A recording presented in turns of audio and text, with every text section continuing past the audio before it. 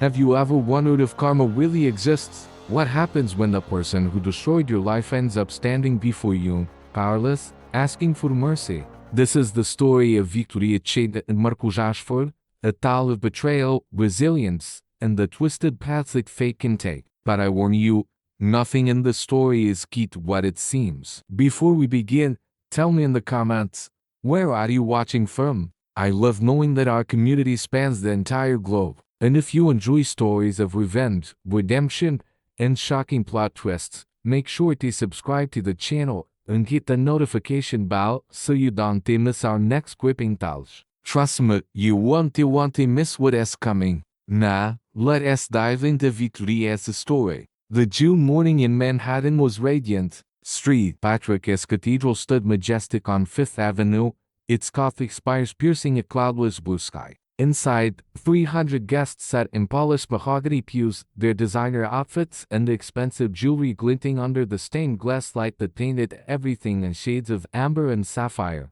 Victoria Chen stood in the bride's chamber, staring at her reflection. The veil-winged dress hugged her petite frame perfectly, its intricate lace and pearl details catching the light with every breath. At 24, she was breathtaking. Her dark hair was swept into an elegant updo, a few strategic tendrils framing her face, but it was her eyes that told the real story, dark, intelligent, burning with a determination that had carried her from the cramped apartment in Chinatown where she'd grown up to this very moment. Her mother, Susan Chen, fussed with the veil, her weathered hands trembling slightly. Susan had worked 3 jobs to put Victoria through school, cleaning offices at night, working at a laundromat during the day, and preparing dim sum on weekends at a restaurant in Flushing, Queens. The lines on her face were a map of sacrifice. "You look like a princess, my daughter," Susan whispered in Mandarin, tears streaming down her cheeks. "Your father would be so proud." Victoria squeezed her mother's hand. Her father had died when she was 12, his body giving out after years of 16-hour days at a garment factory. She remembered his last words to her: "Study hard, become someone who can be pushed around." And she had full scholarship to Columbia, Prila, top of her class. And then she met Marcus Ashford at a charity gala her senior year. Marcus Ashford III, heir to the Ashford Properties empire, a real estate dynasty worth over $3 billion. With his chiseled jaw, piercing blue eyes, and effortless charm, Marcus was everything Victoria had never imagined for herself. He was old money, a world of country clubs, summers in the Hamptons, and casual conversations about which yacht to take to Monaco. When he approached her at that gala, champagne glass in hand, she'd assumed it was a mistake. But Marcus had been persistent, charming, and seemingly genuine. He'd told her he was tired of shallow socialites who only cared about his last name. He wanted someone real, someone who'd built herself from nothing, someone with fire in her eyes. Their 2-year courtship had been a fairy tale. Dinners at 11 Madison Park, weekend getaways to his family's estate in Connecticut, private box seats at the Met Opera. But what had won Victoria over wasn't the luxury. It was the quiet moments. Marcus listening to her talk about her dreams of becoming a prosecutor, his hand finding hers during a screening of an old film,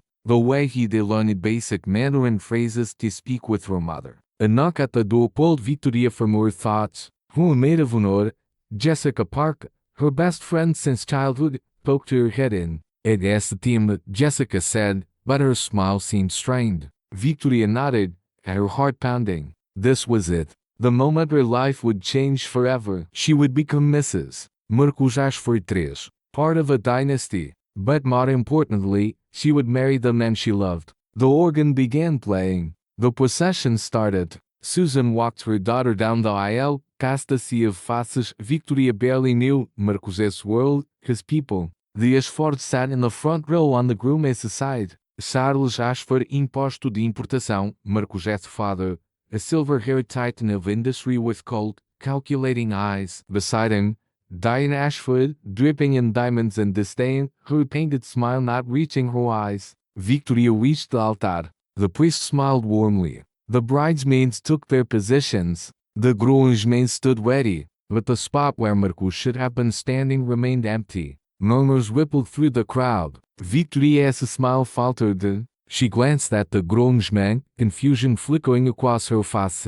Where was he? Minutos crawled by like hours. The murmurs grew louder. People shifted uncomfortably in their seats. Victoria stood frozen, her bouquet trembling in her hands, her mother's grip tightening on her arm. Then the whispers started. People checking their phones. Gasps. Shocked faces. Jessica rushed forward, her face pale, phone in hand. She pulled Victoria aside, showing her the screen with shaking hands. It was a live feed from TMZ. The headline screamed, Marcus Ashford transported at JFK, boarding private jet to Cantins Paris with mystery blonde. The photo showed Marcus, unmistakably Marcus, in casual clothes, his arm around a stunning blonde woman, both of them laughing as they climbed the stairs to a private jet. The timestamp read 45 minutes ago. Victoria's world shattered. The cathedral spun around her. 300 pairs of eyes burned into her skin. She heard gasps,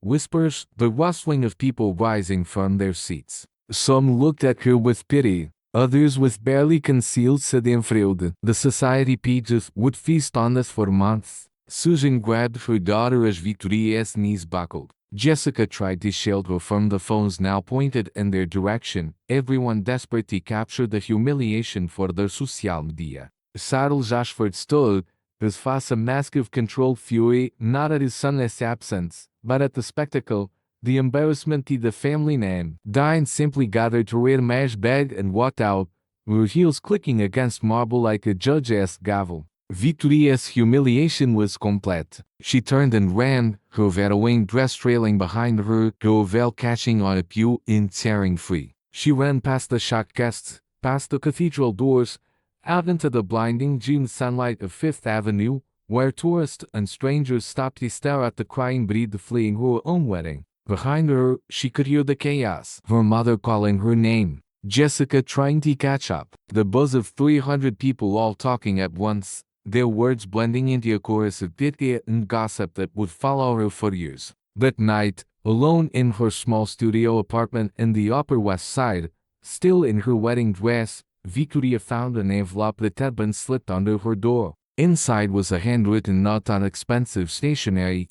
Victoria, I'm sorry. I can't do this. My family would never truly accept you, and I am not strong enough to fight them. You deserve someone better than me. I am a coward, and I know that. Please don't try to find me. Marcus. Victoria read the note 3 times, then something inside her broke. But it wasn't her spirit. It was every last shred of naivety, every foolish belief in fairy tales and happy endings. In its place, something harder crystallized. Something cold and sharp and focused. She stood, unzipped the wedding dress, and let it fall to the floor. She walked to her desk, still covered in wedding planning materials, and pulled out her acceptance letter to Yale Law School. She did deferred enrollment to marry Marcus, to start their life together. Nah, there was nothing holding her back. Victoria picked up her phone and made a call. Hello?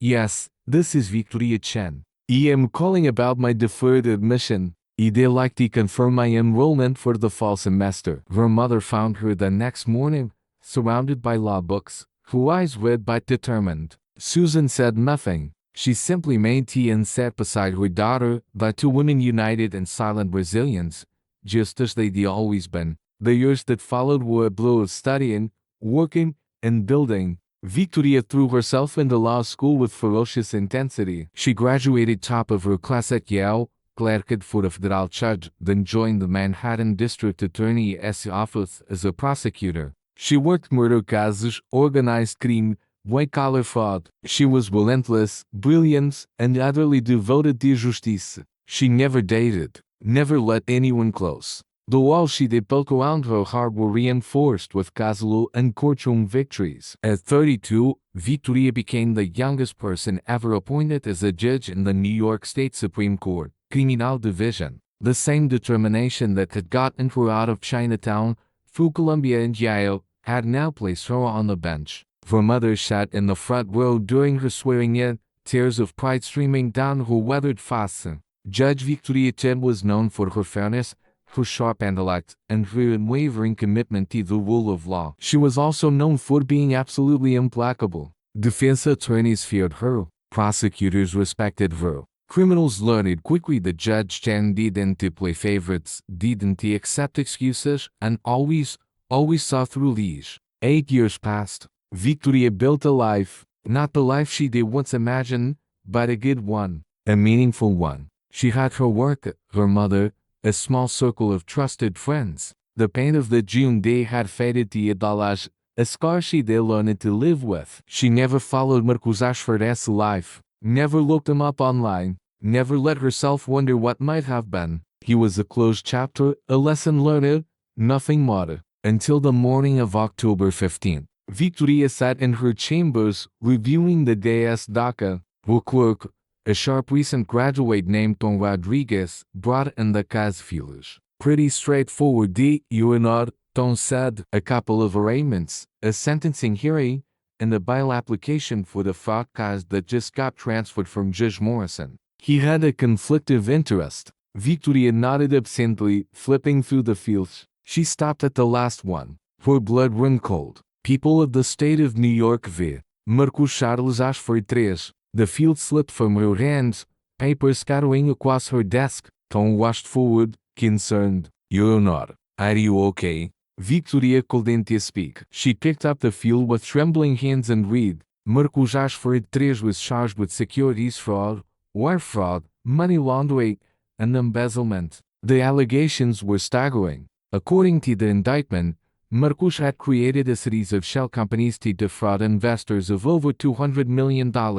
He'd used the money to fund a lavish lifestyle, gambling debts, and apparently, a serious cocaine addiction. The Ashford empire had crumbled. Charles Ashford, imposto de importação, had died 3 years ago from a massive stroke. Without his iron grip, Marcus had run the company into the ground, making increasingly desperate and illegal decisions to maintain his lifestyle and hide his incompetence. He'd been arrested at his penthouse in Tribeca 2 weeks ago. The bail hearing was scheduled for 2 o'clock that afternoon. Victoria sat in stunned silence. After 8 years, fate was dropping Marcus Ashford back into her life, but this time, she wore the robe. She held the gavel. She had the power. Tom was still staring at her, worried. You're not. Do you need me to call someone? Victoria took a deep breath, forcing herself back into control. No, Tom. I am fine. Thank you. But she wasn't fine. Her hands were shaking. Her heart was racing. Part of her wanted to recuse herself immediately. It would be the ethical thing to do. There was clearly a personal history. Any lawyer would call for her removal. But another part of her, the part that had been humiliated in front of 300 people, the part that had spent 8 years building herself back up from nothing, that part wanted to stay, wanted to look him in the eye, wanted him to see what she did become. Was it ethical? Probably not. Was it wise? Definitely not. But Victoria Chen had spent 8 years being ethical, being wise, being perfect. Just this once, she wanted to be human. At 1:55, Victoria entered the courtroom. The gallery was packed. The Ashford case had drawn significant media attention. The fall of a once great dynasty always did. She took her seat at the bench, arranging her robe, and opened the field. Her face was a professional mask, betraying nothing. She'd spent years perfecting this expression.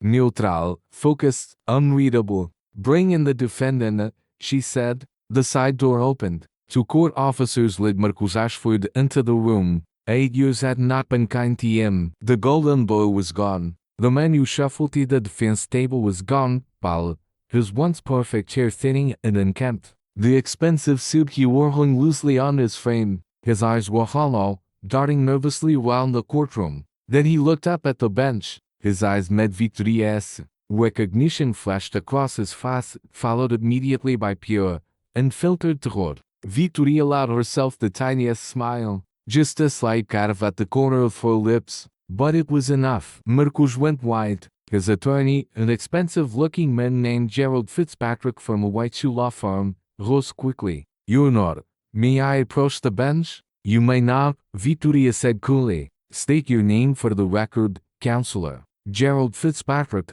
representing Mr. Ashford. You're not. I need to make an urgent motion. Does this motion pertain to the bail application before the court today? Your Honor, with all due respect, I believe there may be a conflict of interest that requires your Honor's immediate attention. The courtroom fell silent. Reporters leaned forward. Victoria looked at Fitzpatrick, her expression unchanged. Mr. Fitzpatrick, are you suggesting that I am not capable of conducting this hearing fairly and impartially? Fitzpatrick stammered, caught off guard by her directness. You're not.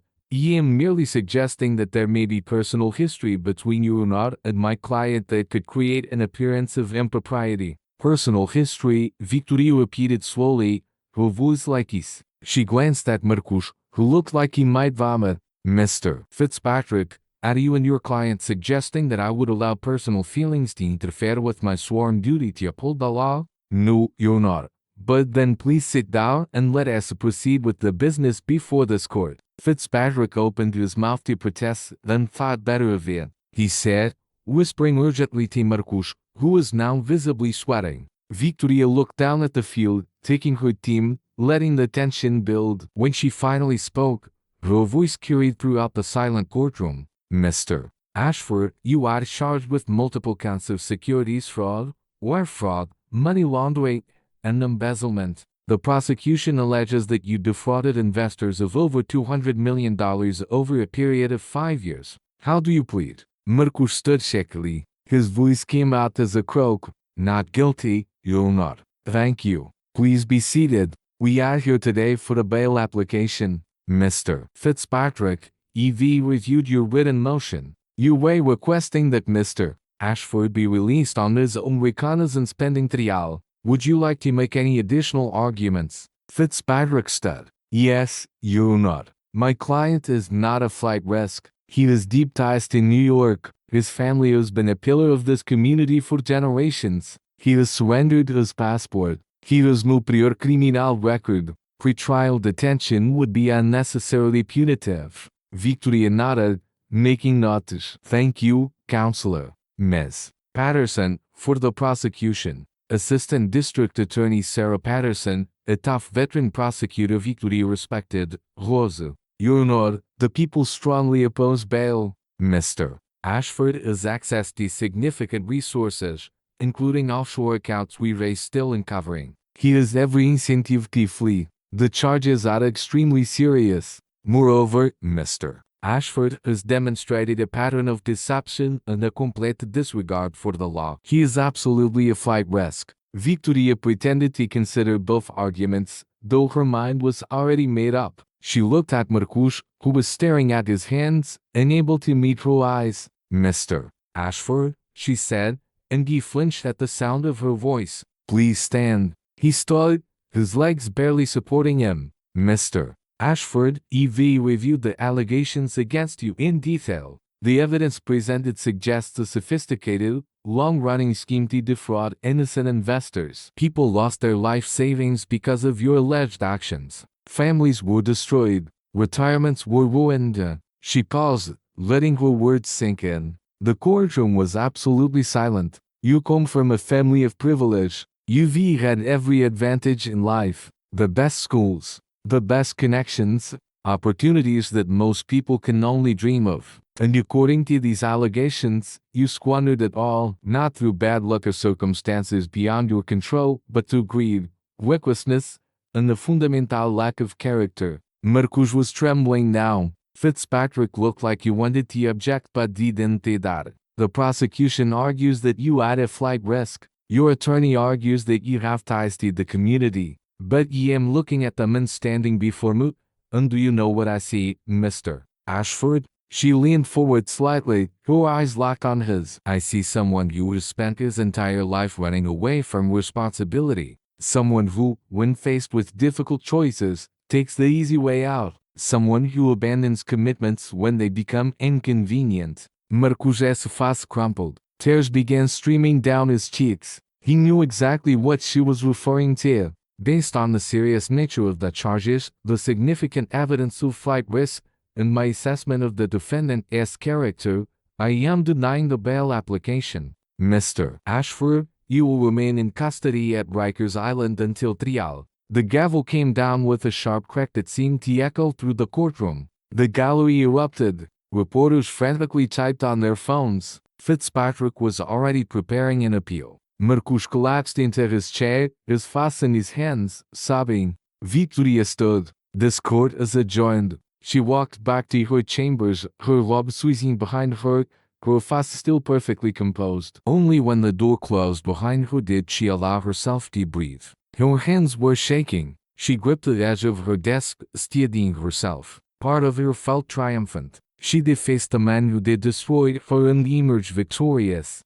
She held the power, made him feel what it was like to be helpless, abandoned, humiliated. But another part of her felt hollow, empty. Because revenge, she was discovering, didn't actually feel anything. It didn't erase the past. It didn't undo the humiliation of the June morning. It just added another layer of complexity to a wound that had never fully healed. There was a knock at her door. Tom entered, looking concerned. "You're not." There had about 15 reporters outside asking for a comment. "No comments," Victoria said automatically. "Also, Mr. Ashford's attorney has filed an emergency motion for you to recuse yourself from the case."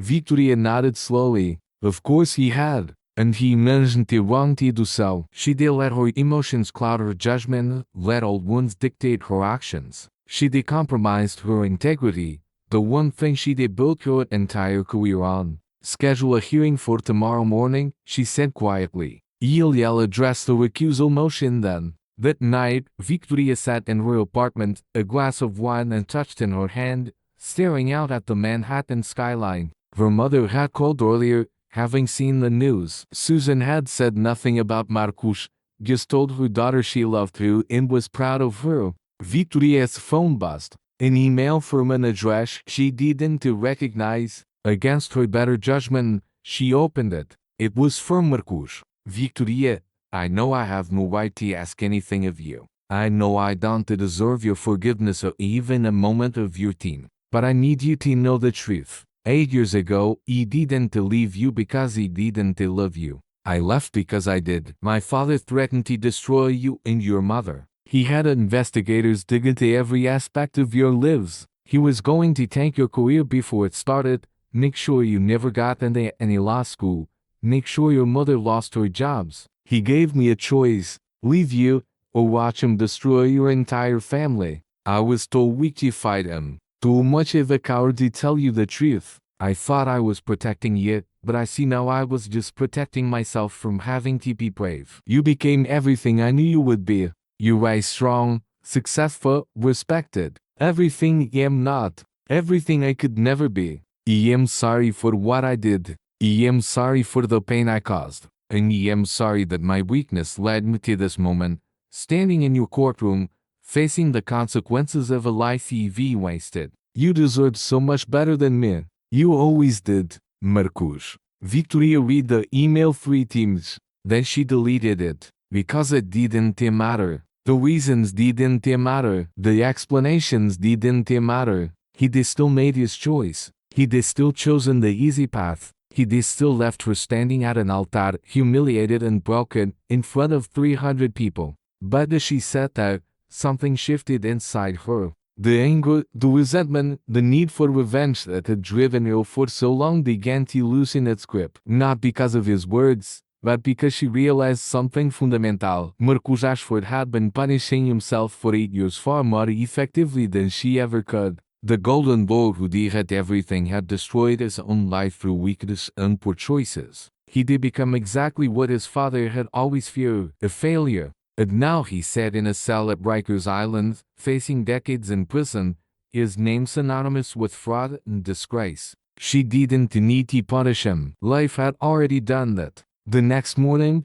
Victoria walked into her courtroom with a different expression. The gallery was packed again, even more reporters than before. Fitzpatrick stood ready to add his recusal motion. Marcus sat at the defense table, looking somehow even more broken than the day before. Victoria took her seat. "Before we address the motion before the court, I have a statement to make." The room fell silent. "It is come to the court as attention that there may be a personal history between myself and the defendant that could create an appearance of bias. After careful consideration and consultation with the Judicial Ethics Board, I have decided to recuse myself from this case." A collective gasp went through the courtroom. Fitzpatrick looked surprised but pleased. Marcus looked up, confusion and something like relief washing over his face. This decision is not an admission of bias or impropriety, Victoria continued. I believe I acted appropriately in yesterday's bail hearing. However, justice must not only be done, but must be seen to be done. The appearance of impartiality is as important as impartiality itself. Therefore, this case will be reassigned to Judge Robert Sullivan, effective immediately. She paused, looking directly at Marcus for the first time that morning. Mr. Ashford, you will face justice. Not my justice, not personal justice, but the blind, impartial justice of the law. And that, I believe, is exactly as it should be. The gavel came down. Victoria stood and walked out of the courtroom for the last time as the judge and people were. Ashford. In her chambers, she removed her robe and hung it carefully. She felt lighter somehow, as if she'd put down a weight she'd been carrying for 8 years. Her phone buzzed. A text from Jessica. Saw the news. Proud of you. Dinner tonight. Victoria smiled. Yes, my treat. She gathered her things and left the courthouse. Outside, the October sun was warm on her face. The streets of Manhattan bustled with life, millions of people pursuing their own stories, their own struggles, their own moments of triumph and heartbreak. Victoria Chen walked among them, no longer the girl who'd been left at the altar, no longer the judge seeking revenge, but simply a woman who'd learned that the best vindication wasn't to hurting those who'd hurt you. It was building a life so meaningful, so full, so true to yourself, that their absence became irrelevant. 3 months later, Marcus Ashford III pleaded guilty to all charges under a deal arranged by his attorneys in the DS office. Judge Sullivan sentenced him to 18 years in federal prison with no possibility of parole for at least 12 years. Victoria was in her chambers when she heard the news. She felt nothing, no satisfaction, no vindication, no lingering anger, just a quiet sense of closure. That evening, she had dinner with her mother in Chinatown, at the same dim sum restaurant where Susan had worked all those years ago. They talked about everything and nothing, the easy conversation of two women who survived everything life had thrown at them. As they left the restaurant, walking through streets filled with the smell of ginger and garlic, the sounds of Mandarin and Cantonese mixing with English, Victoria felt something she hadn't felt in years. Contentment. Not happiness exactly. Not the fairy tale ending she'd once imagined. But something better, something real, the quiet satisfaction of knowing that she'd built herself into someone strong, someone fair, someone who'd refused to let betrayal turn her bitter. Marcus Ashford had taken many things from her that June morning, her naivety, her trust, her belief in fairy tales, but he hadn't taken the things that mattered, her strength, her integrity, her ability to build a meaningful life. In the end, Victoria Chen had won, not because she'd punished the men who'd wronged her, but because she'd become someone who no longer needed to. And they, she realized, was the sweetest victory of all. 5 years later, Victoria Chen would be appointed to the U.S. Court of Appeals, one of the youngest federal appellate judges in history. Marcus Ashford would serve his team, eventually be released, and disappear into anonymity. Their paths would never cross again, but on quiet nights, when Victoria sat in her chambers overlooking the city, she sometimes thought about the June morning. Not with pain anymore, but with gratitude, because that moment of betrayal had set her on a path that led to exactly where she was meant to be. Not standing beside a man who wasn't strong enough to stand beside her, but standing on her own, robed in authority she'd earned, wielding power she'd built, living a life that was entirely, authentically, triumphantly her own. What did you think of Victoria's journey? Have you ever faced a moment of betrayal that ultimately led you somewhere better? Share your thoughts in the comments below. And remember, if you love this story, please subscribe to our channel and hit that notification bell. We have many more compelling tales of justice, redemption, and unexpected twists coming your way. Until next time, remember, the best revenge is becoming someone so complete that revenge itself becomes irrelevant. See you in the next story.